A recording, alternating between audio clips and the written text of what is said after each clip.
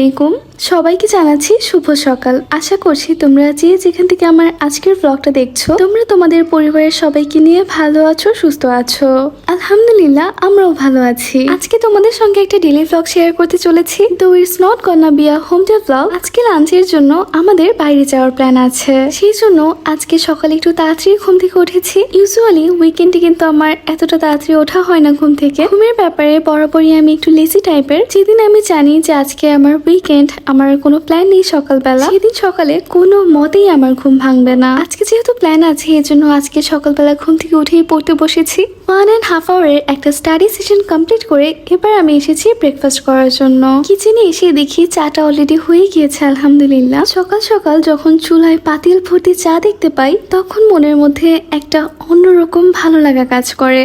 আজকে আবার মামুনি ব্রেকফাস্টের জন্য প্যানকেক মেক করছে। আমার খুবই একটা ব্যাড হ্যাবিট হচ্ছে আমি ব্রেকফাস্ট স্কিপ করতে চাই। ঘুম থেকে উঠে রুটি, পরোটা কিংবা ভাত খাওয়া ব্যাপারটা আমার কাছে কেন যেন ভালো লাগে না। এই জন্য দেখা যেত সকালে নাস্তার জন্য চা বিস্কিট খাওয়াটা আমি প্রেফার করতাম। তবে এখন অবস্থায় এমন হয়েছে চা বিস্কুট খেতেও আর ভালো লাগে না সকালবেলা। সেই জন্য বর্তমানে চাই আমার শেষ ভরসা। I know it's not good for health, but unfortunately এটা আমার হ্যাবিট হয়ে গিয়েছে। যদিও আমি ইনশাল্লাহ ট্রাই করব এই ব্যাড হ্যাবিটটা থেকে সরে আসার জন্য। Please keep me in your prayers. সেই জন্য আজকে মামুনি একটু ডিফারেন্ট টাইপের ব্রেকফাস্ট রেডি করছে। যেহেতু আমার পড়া শেষ হয়ে গিয়েছে আমিও মামুনিকে প্যানকেক বানাতে একটু হেল্প করলাম। আয়ান এন্ড মাহদি দুই ভাইয়ের ব্রেকফাস্ট কমপ্লিট করে এবার আমি এসেছি নিজের ব্রেকফাস্ট করার জন্য। আমি প্যানকেকের সাথে নুটেলা মিক্স করে খেতেই প্রেফার করি, যদি অনেকে হানি মিক্স করে খায়। খাওয়া কমপ্লিট করে এবার গরম গরম এক কাপ চা। ব্রেকফাস্টের পর আমার আর কোনো ভিডিও ক্লিপ নেওয়া হয়নি। শাওয়ার, প্রেয়ার, রেডি হওয়া সবকিছু মিলিয়ে অনেক রাশের মধ্যে ছিলাম। সো আমাদের বাসা থেকে বের হতে অলমোস্ট 2:30 বেজে যায়। আজকে আমাদের প্ল্যান হচ্ছে আমরা উত্তরার পাকিস্তানি কুজিনের খোঁজে মুলতানি ডেরাতে যাব।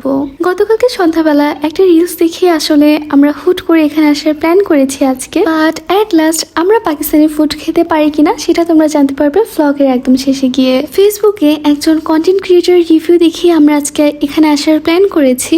ভিডিওতে লোকেশন, ইন্টেরিয়র অ্যান্ড ফুড টেস্টের রিভিউ করা হলেও খুবই ইম্পর্টেন্ট একটা পার্ট মিস করে গিয়েছে ভিডিওটাতে, যেই জন্য আজকে আমাদেরকে এত ভোগান্তির শিকার হতে হলো। আমি জানি না মানুষ কেন এরকম কাজ করে। যখন কোনো মানুষ আমার একটা ভিডিও রিভিউ দেখে কোনো জিনিস পারচেস করবে কিংবা কোনো রেস্টুরেন্টে যাবে, কোনো খাবার খাবে, তখন কিন্তু সেটার ব্যাপারে একদম প্রপার ইনফরমেশন দেওয়া আমার একটা রেসপন্সিবিলিটি হয়ে যায়। আমি জানি না কেন মানুষ এরকম অর্ধেক রিভিউ করে। আমরা যে আপুর রিভিউ দেখে আজকে মুলতানি ডেরাতে গিয়েছিলাম, আপুর ভিডিওতে স্পষ্টভাবে দেখা যাচ্ছে আপু বিরিয়ানি এন্ড কাবাব প্ল্যাটার সবগুলো একসঙ্গে অর্ডার করেছে অন দ্য সেম টাইম। তো আমরাও সেভাবে প্ল্যান করে এসেছি আমরা লাঞ্চ করব এখানে। পরবর্তীতে এখানে আসার পর আমরা জানতে পারলাম ওদের বিরিয়ানিটা অ্যাভেলেবেল থাকে দুপুর 12টা থেকে দুপুর 3টা পর্যন্ত।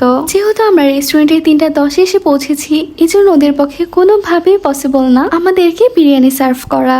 ইভেন ফার্স্টে তো রেস্টুরেন্টের স্টাফরা আমাদেরকে রেস্টুরেন্টে ঢুকতেই দিবে না। ওরা বলছিল ওদের রেস্টুরেন্ট 3টা থেকে 4টা পর্যন্ত ক্লোজ থাকে। যেহেতু আমরা 3:10 এসেছি, সো এটা ওদের জন্য ক্লোজিং টাইম। এই জন্য আমাদেরকে ফার্স্টে ঢুকতে না দিতে চাইলো। যখন আমরা বলেছি যে আমাদের সঙ্গে ছোট বেবি আছে তখন ওরা ঢুকতে দিতে রাজি হয়েছে, বাট ওরা বলেছে 4টার আগে ওরা কোনো খাবার সার্ভ করতে পারবে না। সেটাও ভালো কথা, আমরা ওয়েট করতে পারতাম। তখন ওরা আবার বললো 4টা থেকে রাত 11টা পর্যন্ত আমাদের শুধুমাত্র কাবাবের আইটেমগুলো অ্যাভেলেবেল থাকবে। তার মানে আমরা যে বিরিয়ানি খাওয়ার প্ল্যান করে এসেছি সেটা এখানে আর কোনোভাবেই পসিবল না আজকে। সেজন্য আসলে ডিসঅ্যাপয়েন্টেড হয়ে আমরা পাশে ক্যাফে দরবারে চলে এসেছি। আমার কাছে মনে হয় যখন আমি একটা রেস্টুরেন্টের রিভিউ ভিডিও করব, ফুড রিভিউ করব, তখন আমাদের উচিত এই ছোট ছোট ইম্পর্টেন্ট ইনফরমেশন গুলো অ্যাড করে দেওয়া। কজ আমার জানা নেই উত্তরা কিংবা ঢাকার কোন রেস্টুরেন্ট দুপুর 3টা থেকে 4টা পর্যন্ত অকারণে অফ রাখা হয়। এই সামান্য ইনফরমেশনটা ভিডিওতে অ্যাড না থাকার কারণে আসলে আমাদেরকে ভোগান্তিটা করতে হলো। তাও যদি আমরা বড়রা থাকতাম তাহলে অসুবিধা হতো না। আমাদের সাথে যেহেতু 3টা বেবি ছিল এই জন্য আমাদের আরো বেশি সমস্যা হয়েছে। তবু আলহামদুলিল্লাহ ক্যাফে দরবারের বিরিয়ানি অ্যাভেলেবেল ছিল। আর খুবই ছোট একটা প্লেইং জোনও ছিল। ওরা খেলা করার জন্য এসেছিল, বাট প্লেসটা খুবই ছোট, এই জন্য ওরা এক্সস্টেড ফিল করছিল।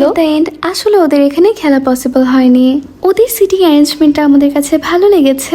এমন অ্যারেঞ্জমেন্ট থাকার কারণে আলহামদুলিল্লাহ মাহাদি বাবুকে একটু খাবার খাওয়ানো পসিবল হয়েছে। খুব অল্প সময়ের মধ্যে আমাদের ফুডগুলো চলে আসে। আমরা বোম্বে বিরিয়ানি অর্ডার করেছিলাম আর তোরসার জন্য একটা সেট মেনু এন্ড লাস্টলি আইনের জন্য একটা স্ট্রবেরি শেক অর্ডার করা হয়েছিল। ওদের খাবার কোয়ালিটি এন্ড টেস্ট মাশাআল্লাহ ভালোই হয়েছিল। আমরা তো সবাই খাওয়া দাওয়া করছি আর এইদিকে মাহাদি বাবু খেলতে খেলতে ঘুমিয়ে গিয়েছে। মাহাদি যেহেতু ঘুমাচ্ছে এই জন্য খাওয়া দাওয়া কমপ্লিট করে আমরা এখানে একটু রেস্ট করছিলাম সবাই মিলে। এই যে যার মতো মোবাইলে ব্যস্ত হয়ে গিয়েছে। এইদিকে তো মাহাদির ঘুম যেন ভাঙছেই না, আজকে প্রায় হাফ অ্যান আওয়ারও ঘুমিয়েছে। রিক্সা বেড়াতে যাবে? আচ্ছা, হাঁটতে যাবে, খেলা করতে যাবে? হ্যাঁ হ্যাঁ, পার্কে যাবে রিক্সা। আমাদের ইচ্ছা ছিল এখন আমরা সবাই মিলে 11 নম্বর সেক্টর পার্কে যাব। ছোট ভাই বোন গুলো খেলা করতে পারবে আর আমরা হয়তো বা এমনি হাঁটাহাঁটি করবো কিংবা বসে থাকবো।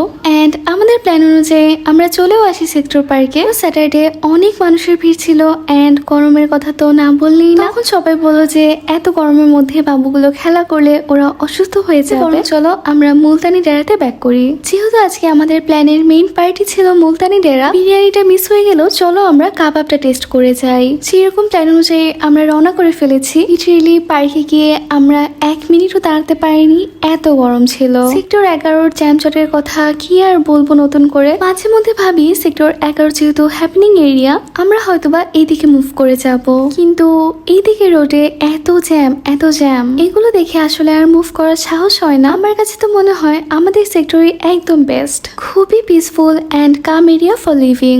মাঝে মধ্যে আমার নিজেকে অ্যাস্ট্রোফিল বলে মনে হয়। আমি জানি না কেন যেন কোনো কারণ ছাড়াই আকাশ দেখতে আমার অনেক বেশি ভালো লাগে কাজ করে। এই যে যেমন দেখো আজকের আকাশটা কি সুন্দর লাগছে। রিক্সা করে মুলতানি ডেরা যাওয়ার পথে আমি আর তোর সাথে গল্প শুরু করে দিয়েছিলাম, যদি আমরা পাখির মতো উঠতে পারতাম তাহলে আমরা কোথায় কোথায় চলে যেতাম। যতই বড় হয়ে যায় না কেন কাজিনদের সাথে এরকম মিনিংলেস গল্প করতে হয়তো বা সবারই ভালো লাগে। যাই হোক, অবশেষে আমরা চলে এসেছি মুলতানি ডেরাতে। এসে ফার্স্টে আমরা ডিসঅ্যাপয়েন্টেড হয়ে গিয়েছি কজ এখানে কারেন্ট নেই আজকে। মানে একটু আগেই তো আমরা দেখে গেলাম সবকিছু ঠিকঠাকই ছিল, এখন ওরা বলছে ওদের কারেন্টে একটু প্রবলেম হয়েছে, এটা ঠিক হতে নাকি সপ্তাহখানেক সময় লাগবে। এখন এত গরমের মধ্যে ভিড়ের মধ্যে বাবুদেরকে নিয়ে বসবো কিনা এটা নিয়ে আমরা একটু কনফিউজ ছিলাম। তবে যেহেতু অনেক আশা করে এসেছি এই জন্য আমরা ভাবলাম একটু গরম সহ্য করব, তবু আজকে কাবাবটা ট্রাই করেই যাই। আমরা কাবাব, চা এবং লাচ্ছি অর্ডার করেছিলাম।